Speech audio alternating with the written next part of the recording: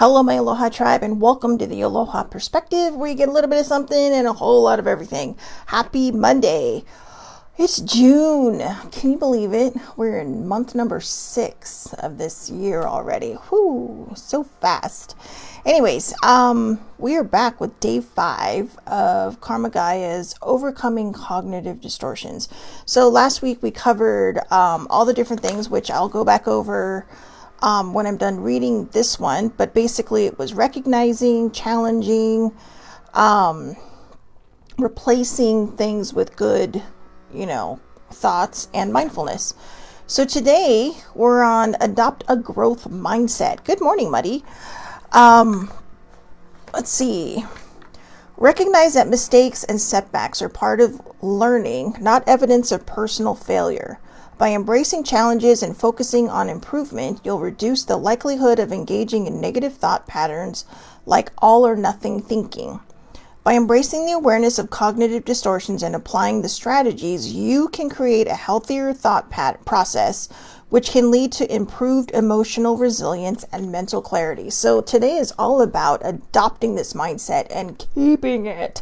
So, the hardest part really about any kind of healing or any part of your healing journey is absolutely deciding that this is what you want to do. When you are ready to adopt a growth mindset, you will put yourself in the mindset that you need to be in order to succeed. If you're not ready yet, you are going to struggle through it, and you are going to you're going to struggle through it. And that's a lot of what I did, because I kind of hemmed and hawed my way through the healing process. And by doing that, instead of just adopting the go with the flow kind of mindset, I put myself kind of I kept putting myself in the back of the line, and this is the line that's just full of a bunch of Shelly Maries, just kind of like, oh, I'm ready. No, I'm not. And a lot of that is fear-based. Because there's so many what ifs. And instead of saying, what if this does go right, you're going to go with, what if it doesn't, right? And you got to not think that way. That is one of the biggest, sorry guys, everything. I don't know what is happening to me today, but everything decisions. So anyways, oh yeah, I found my other ring. I know, I keep forgetting that I packed a bunch of stuff this time. I came prepared. But, all the things. But anyways, my brain is firing in different directions today. So, so one of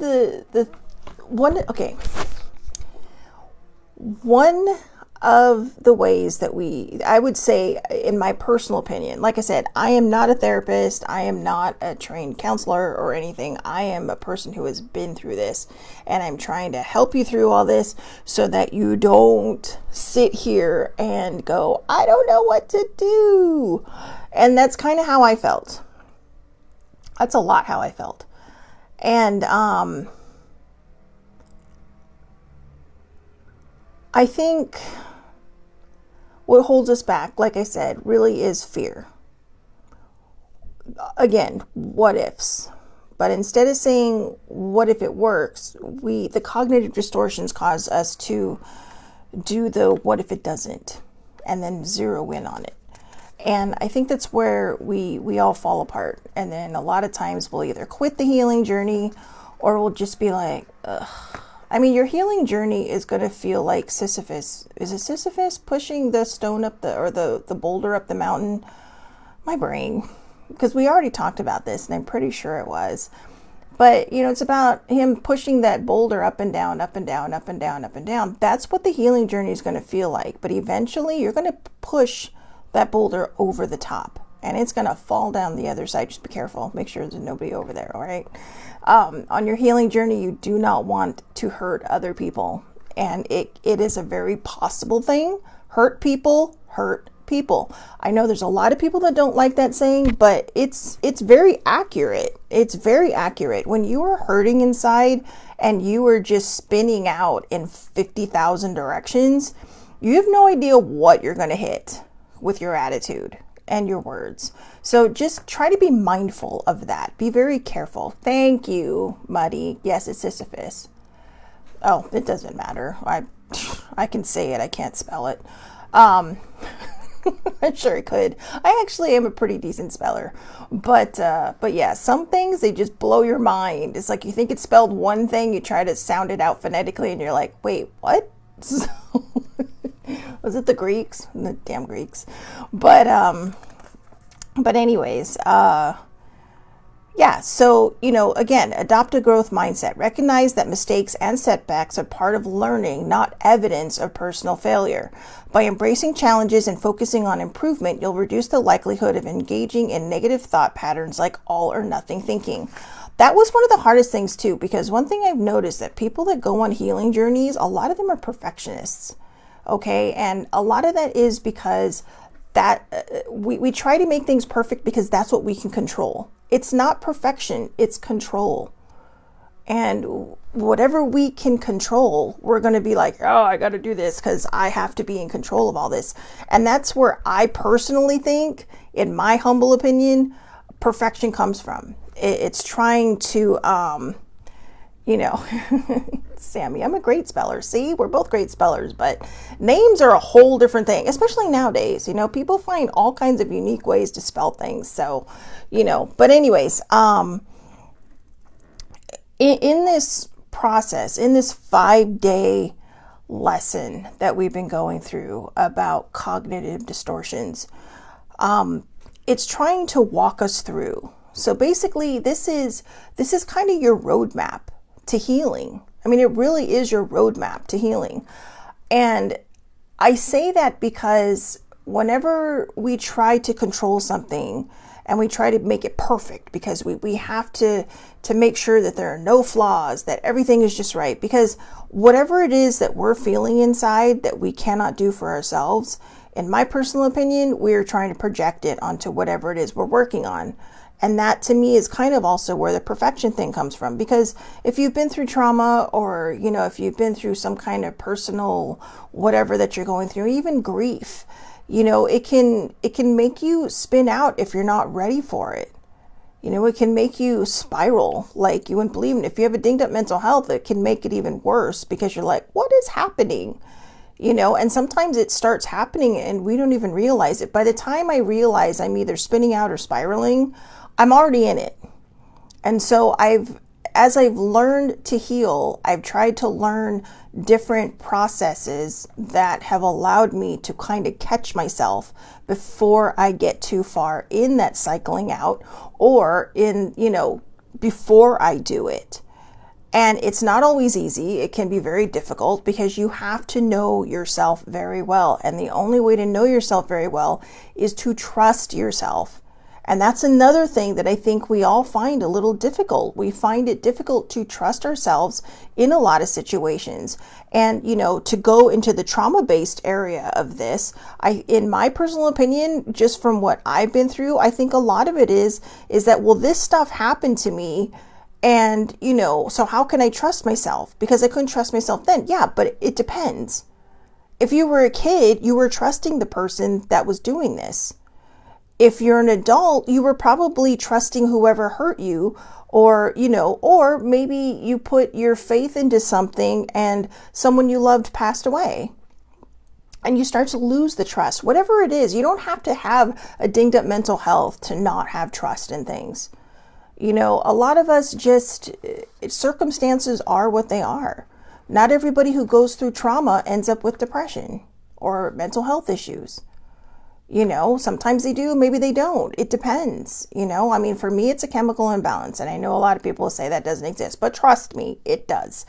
And, there's just a lot of different things that can factor in. So, if you're watching this and you're like, well, I've never been through anything, traumatic in my life and blah, blah, blah, but I do have a lot of negative thinking, that's okay. Like I said, it doesn't matter what your background is that brought you to this moment of watching these shows. It's what we're going to do together to move forward through this so that we do have a more positive growth mindset, that we do have a more positive mindset so that we can heal whatever it is that's hurting us, whatever it is that, has anchored us to our past for so long. So I'm going to go over, again, what we've already covered. So, and I'm going to read it from beginning to end, and then we'll talk again, just very briefly on each one since we have covered each one. So, cognitive distortions are like funhouse mirrors, distorting reality and magnifying our fears. But with awareness, we can see beyond the reflection and find clarity. Cognitive distortions are irrational, biased ways of thinking that can negatively affect our perception of reality. They often lead to heightened anxiety, depression, or low self-esteem. Fortunately, with awareness and practice, it's possible to overcome thought patterns and improve mental well-being.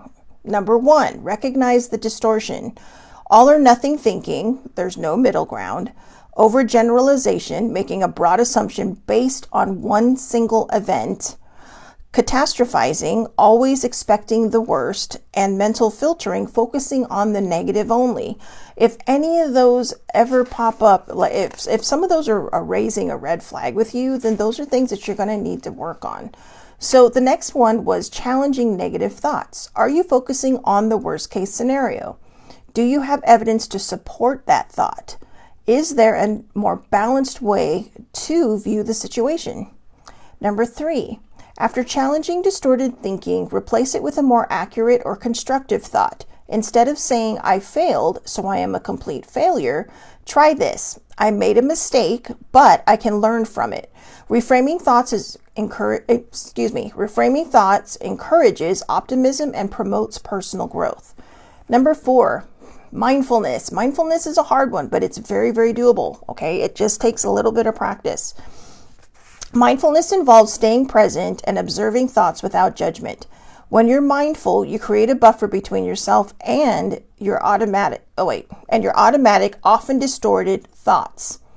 This awareness reduces the power of cognitive distortions and promotes clearer thinking. So again, you create a buffer between yourself and your automatic and often distorted thoughts. And today's all of a sudden I can't read. Adopt a growth mindset. Recognize that mistakes and setbacks are part of learning, not evidence of personal failure. By embracing challenges and focusing on improvement, you'll reduce the likelihood of engaging in negative thought patterns like all or nothing thinking. So I'm going to go back to a quote, and I can't remember it exactly, but it's a really good one because it really it speaks to the confidence that a lot of us don't have. But it also speaks to a certain way of thinking, a growth mindset. And the quote was, I haven't failed. I just learned X amount of ways not to do something. All right, I'm paraphrasing that big time because I can't remember exactly what the quote is. But it's the truth. We don't necessarily fail. We're just learning how not to do something. So, if you try, say you read 5 gazillion self-help books, all right, and there might be one random thing in there that just hits you like a ton of bricks. That's okay. Because believe it or not, as you go along on that healing journey of yours, the different things that you've read in these books are going to start placing themselves in certain scenarios that you were covering. Remember, when someone writes about their life, I went from A to Z and blah, blah, blah, we don't know how long that process is. I've been on this healing journey for like 10 years. I know, and you're thinking 10 years, Shelly Marie, I don't want to wait that long. You don't have to wait that long. That's why I'm doing these shows. I was talking to baby sibling last night. We were talking about boundaries, and she's all, I don't know. She's all, maybe blah, blah, blah. And I said, girl, you're learning now what it takes most of us a little bit longer to learn, and then I joked and said, you're welcome. But I told her, I said, do as I say, not as I do. But no, seriously, we were just talking about that. And I said, I didn't really learn these things until about 10 years after your age. And it's the truth, because when we listen, things that we go through may not necessarily vibe with us at that moment. I've noticed this in books, and I've noticed this in just articles I've read, and even regular, non self-help fiction books. You never know where your inspiration is going to come from. You could just be reading, one of your favorite authors, and you're like, oh my God, it's like they're speaking to me.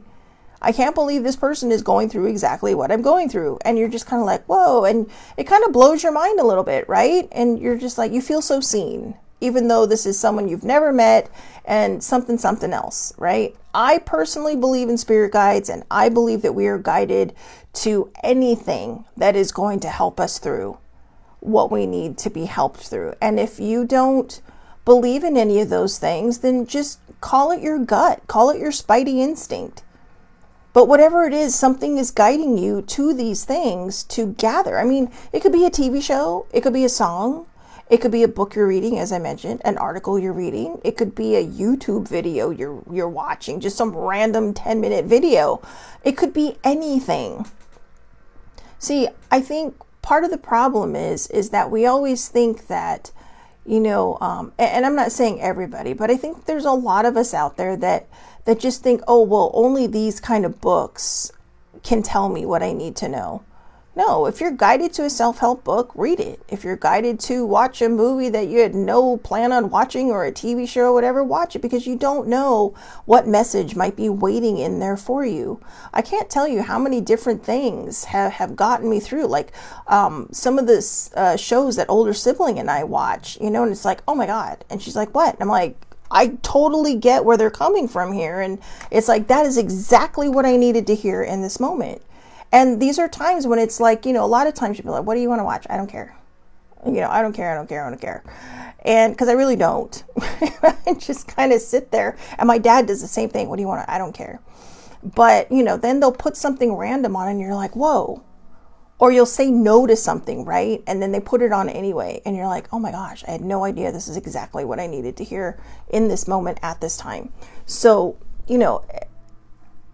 healing journeys are weird and magical. They're weirdly magical, okay? Because we do get to steer that boat. We are in charge of that spaceship of healing, that boat of healing, that sailing ship, your clipper ship, whatever it is that you want to call it. You are in charge. You are the captain of this vessel that is you. You get to make the decisions. If you head into a storm, be sure you're prepared for it, but also know that it might upend you. But don't quit. Keep moving, because that's what healing does. Healing throws obstacles in our course or in our path that we're not expecting. It throws hurdles in our path that we're not expecting. It'll throw some sunshine and rainbows in your path that you're just like, all right, that's one of my finish lines.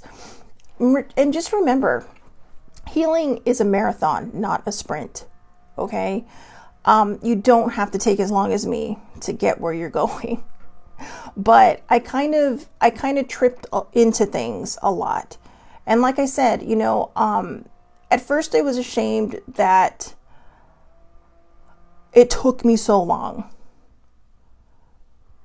And now when I think back on it, I think, you know what though? I've collected all this data. I have collected all this knowledge of sorts. I say knowledge like that because, I'm not a scholar. I'm not a genius, but I've collected all this data, all this knowledge, all these personal experiences, all these ups and downs that I've been through. And now I just want to share them with everybody to show you, hey, no matter how hard it gets, and no matter how many times you faceplant yourself into your mattress because you just can't anymore. Yes, that's what I do. You just sit there and you find a way to keep going. If you need a break, take a break. Nobody says that every single moment of every single day has to be part of your healing journey. It doesn't.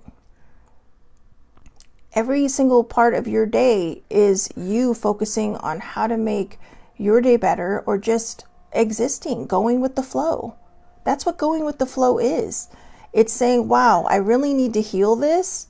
And sometimes when we take a step away, we get clarity. We gain clarity, right? We sit there and go, oh, what if I did it this way? Or, what if I've always loved journaling, but I've never been good at it. I'm not going to, well, I am good at it, but I'm going to say when I first started, I haven't always been good at it. At some point, I collected journals just because they were like pens to me, and I loved them. And I can't tell you how many journals at home I still have that are just empty, or maybe a couple pages written in it. I had a journal, this really pretty leather bound journal that I brought to London with me. And I think it's only halfway done. I just after I got back, it's kind of like, I just tossed it aside. But then there's this one, that I got for my birthday, and it's halfway through. It's about halfway through. So, and I got another one for no reason, but I did because it was there, and I liked it. So I know there's no rhyme or reason to anything I do, but and that's okay, because the way I used to be is, everything had to be perfect. And I realize now there is no such thing as perfection. I mean, there's a perfect way to make a cake. There's the perfect outfit, but we're not perfect. We're perfectly imperfect. We are going to make mistakes. We are going to trip over our own feet, literally and figuratively, both if you're me. I know how to trip over air. But, when we give ourselves the grace and we give ourselves the compassion that is necessary, we will make it through the healing journey, and if your healing journey takes you 2 years or 20 years, don't worry. I'm sorry. I'm being distracted. There's this crow staring at me through the window. It's so cute.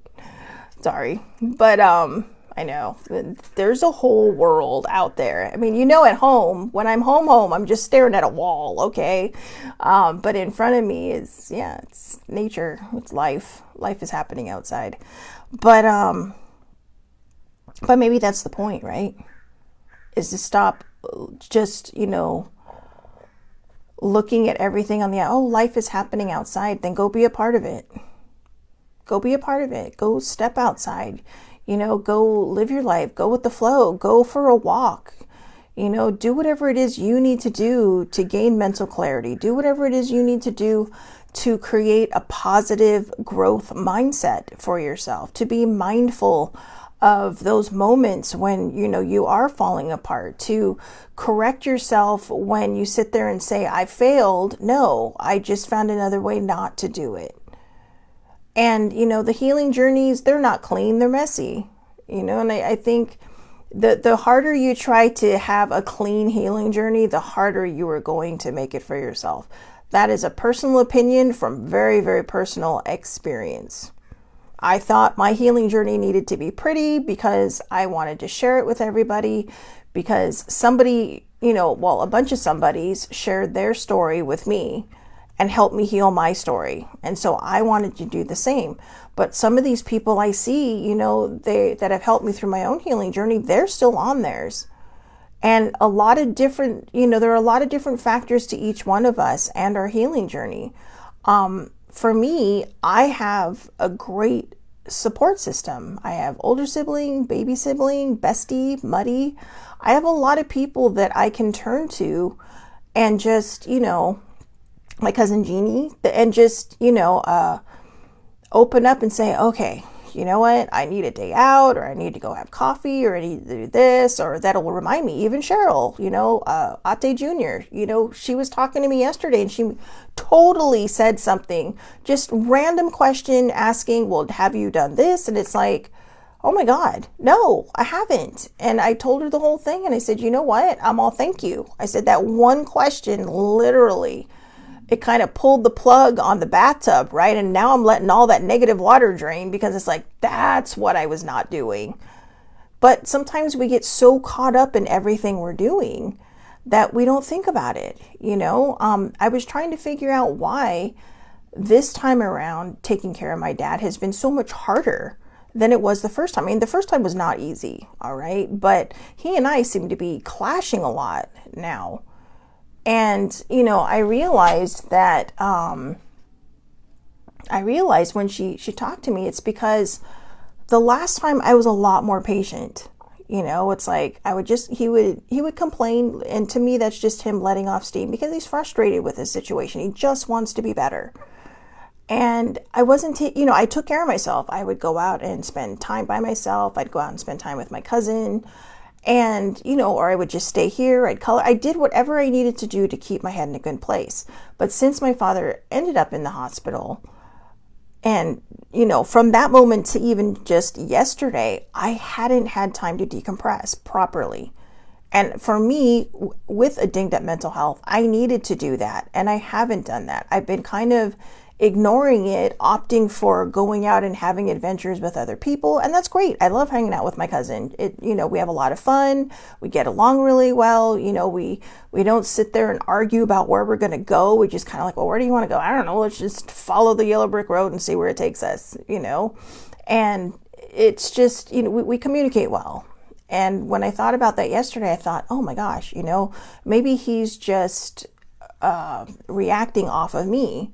I'm a firm believer that the energy we put out there is the energy we get back. And the energy I've been putting out there has not been positive. It's been negative because there has been just a lot of factors in everything. And of course, having to come back after he was doing so well. And so I realized, what? I had to put my whatever the word that is escaping my mind right now aside and say, look, you know what? We know he wants to get better, so help him get better. But the only way to help him get better is to stop throwing your own attitude, all right? It's like one person with attitude is enough, and his is warranted. And, a lot of people say, no, he shouldn't be. It's like, no, you know what? My father grew up in a different era where everything you feel, you just suppress, because if it's too hard to deal with, you don't face it, you suppress it, because that was the strong way to deal with it. You didn't talk about things. I am of that era because of being raised by people who did suppress, and also being in an era where, we're a little more accepting, we're a little more open. Now, I'm not saying all parents that are, baby boomers are like that. They're not. I have very different, I have friends whose parents are very different from my own parents.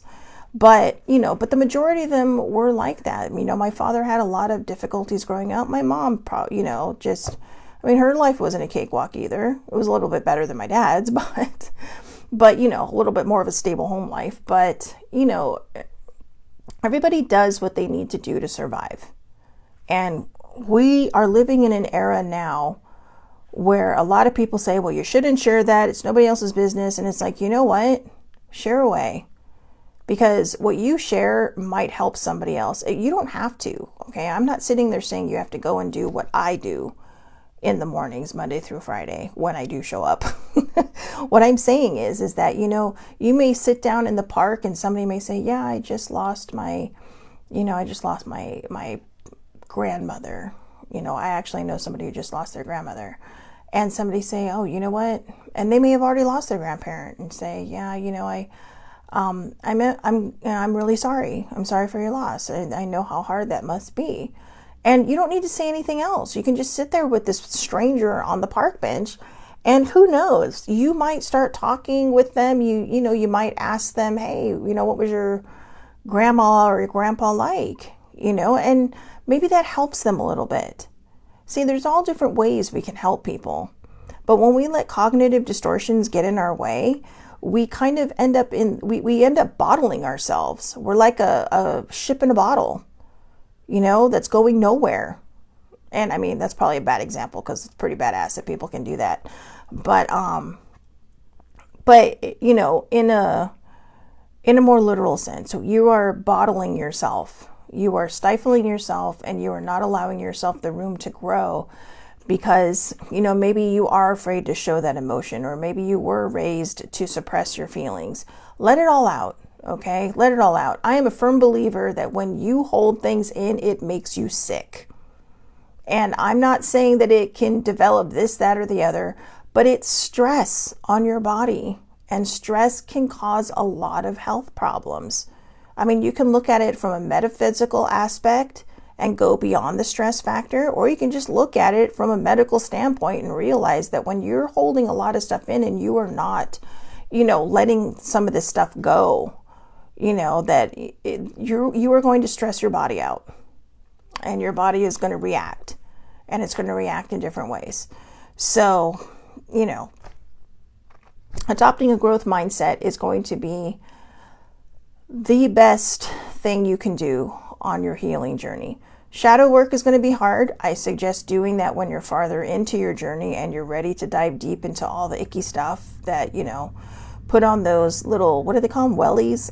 Is it wellies that they call them? The little rain boots. I don't know. It's such a cute word. It just hit my head. So it's like I had to say it. But yeah, you put on your little mud boots or your rain boots and you just go. Put on your Doc Martens. Yeah, see, stress will definitely affect your health. Thank you, Sammy. Exactly. So, we've all seen it, right? You can get headaches, you can get sore muscles, you might tense up. Think about it this way, right?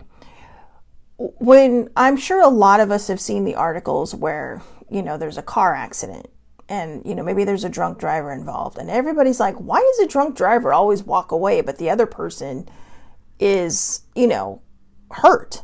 The person who's innocent, who's sober is hurt because the person that's drunk has no freaking idea what they're doing. All right. They're not tensing up. They could be asleep at the wheel. I mean, that doesn't say they're not going to come out with, scratches and bruises, but generally, in my personal opinion, they tend to walk away because they're not tensing every muscle in their body, which can actually harm you if you are in an accident. And that's my personal opinion. I'm not exactly sure if that's the truth, but it makes perfect sense. It makes perfect sense. You have the person who's just kind of like jello at that point, just kind of like, yeah, And, like I said, they might get cuts and bruises, but everything's probably going to feel a little bit more normal to them, maybe a little sore, because they didn't tense up. But that's stress. Your body is going through an immediate stress reaction, and you're tensing everything. Tonight before you go to bed, do a body scan. Start with your head or your toes. Sibling and I were talking about that because when I learned to do a body scan, we started with our toes. So you can start either way. I personally have not made it past my torso yet because I get to my shoulders and I'm just like, out. It's like, but I realize I clench my teeth when I go to sleep. My shoulders are very tense. And the minute I relax them, it's just kind of like, oh.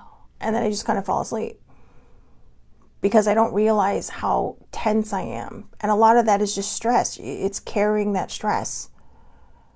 So you're probably wondering about how everything I talk about today goes with cognitive distortions. But it does, because the cognitive distortions is the one thing that's going to slow you down on your healing journey, or whatever journey you're on. Whatever journey you're on. Like I said, you don't even have to be on a healing journey to have cognitive distortions. If you're out there driving and somebody cuts you off, right? Oh, they did that to me on purpose. That's a cognitive distortion. They don't give two shits about you, as indicated by when they cut you off. They could care less about what you think. They could care less about the fact that you're in that lane, but we take it personally, right? Like they passed 5 cars just to cut me off. What do they have against me? That's a cognitive distortion. I know it can be hard. I do get a little yammery when people do that. And for me, I realized, I was thinking about it, I'm like, why do I do that? And I thought, is that a learned trait or what? But then I realized it's because it scares me. And it's just, it's just my reaction, my quick reaction, like, oh my God, and, I don't take it personally, but I do get mad, but it's kind of like, oh, and then but now I realize it's like, I just kind of like, okay, you know what? You're fine. You lived. Just breathe. So I think if more of us did that, we'd probably have a lot better time on the freeways. Actually, if some people learn how to drive, we'd probably have a lot better, growing up, my parents used to always say it's like they learned how to drive watching video games. And sometimes, you got to wonder. I'm not trying to be mean.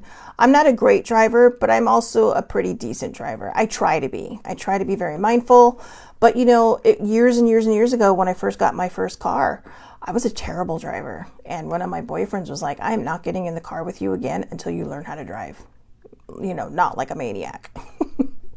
And that really kind of set me on the pace. And then I just kind of watched how my parents drove. My mom was deathly afraid of freeways. If she did not have to drive a freeway, she would not drive a freeway, unless she absolutely had to. So I'm grateful that I take more after my dad. I can find my way out of a paper bag, wet paper bag, and I can find my way around. And I am trying to be a very decent driver, but I know that has nothing to do with it, what we're talking about, cognitive distortions. But in a way, maybe it does. Learned traits are something that can also cause cognitive distortions. If you're raised a certain way and there's certain, like do as I say, not as I do, or, just different things, right? I was watching something the other day and somebody was talking about how, growing up, my father used to say, well, money doesn't grow on trees. I'm not, what do you think I am, Rockefeller? And it's like, I heard all of those growing up. And I was like, whoa. And I mean, this person's like 15 years older than me. It's like, whoa. It's like, do we have the same parents? But it's generational conditioning. And those are the cognitive mindsets that we have to break. We have to, break loose from the things that don't serve us from our childhood. That doesn't mean that the person raising you, whether it's your parents or somebody else, that doesn't mean that they're wrong. That's just what they learned. But you want to have a more positive mindset. You want to say, well, geez, maybe you're not Rockefeller, but I want to be Rockefeller, right? Just as an example. We don't have to follow the patterns that our parents followed just because we love them. This is what they call about breaking the generational, a lot of people call them generational curses, but generational cycle. This is what it is about, breaking the generational cycle. And I kind of touched on it when I talked earlier about, having the mindset of the baby boomer generation versus the Gen X, which I am, and the millennials, where it's just kind of like, you know what? I'm tired of holding back on how I feel. I don't have to push it down. I'm going to share it, and people can do with it what they want. And if you don't want to hear it, too bad, but I got to get it up and out of me. And that's the whole point of cognitive distortions. It's about getting it up and out of you and finding the positive way to look at it so that you do have that growth mindset, so that you do have that mindfulness, so that you can move through those cognitive distortions with positivity and clarity on what you want out of your healing journey. So, so there you go. Again, here's the last part. By embracing the awareness of cognitive distortions and applying the strategies, you can create a healthier thought process, which can lead to improved emotional resilience and mental clarity. There you go. Cognitive distortions should be stop number 1 on your healing journey.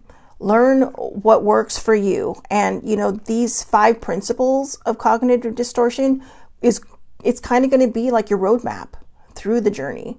And again, whether it's a healing journey or whether it's just your life journey. Okay? I mean, it could just be your life journey. Maybe you're a young person and you're just getting ready to set out on your own. Maybe you just graduated from college or high school or whatever, and you're like, what next? This can be cognitive distortions. The 5 principles of overcoming cognitive distortions can be a really good roadmap to success. All right? So, I hope everybody has a wonderful, wonderful day. Thank you so much for watching, Sammy. As always, thank you for popping on. I appreciate it. I do have some stuff that I had already written down. So we'll probably cover one or the 2 tomorrow. I might go over depression on Wednesday, since Wednesday is Self-Care Wednesday, because this is some stuff that that I went through, and I was going to talk about when I went home the first time, and I never got around to it because I was just decompressing like a mad woman, and then I threw out my back. So I'm just like, no. But now I think it might be a good time to talk about it. So I do have some stuff. I say we because now it's like Sammy and me, right? Or whoever. I mean, no stress if you can't make it on, girl. I totally understand. But when I say we, it's because I'm having a discussion with all of you. It's just, unfortunately, one-sided for the most part. So again, have a great day, everybody. Thank you so much for watching. I'll see you back here tomorrow, 8:30 a.m. Pacific time, Facebook Live. All lives are public. Anybody can watch. And you can find me on all different sorts of social media, either under the Aloha Perspective, Shell Bell's Quest, or Shelly Marie Lucas. You can try all three. So love you too, Muddy, and I will see you all tomorrow. Have a great day.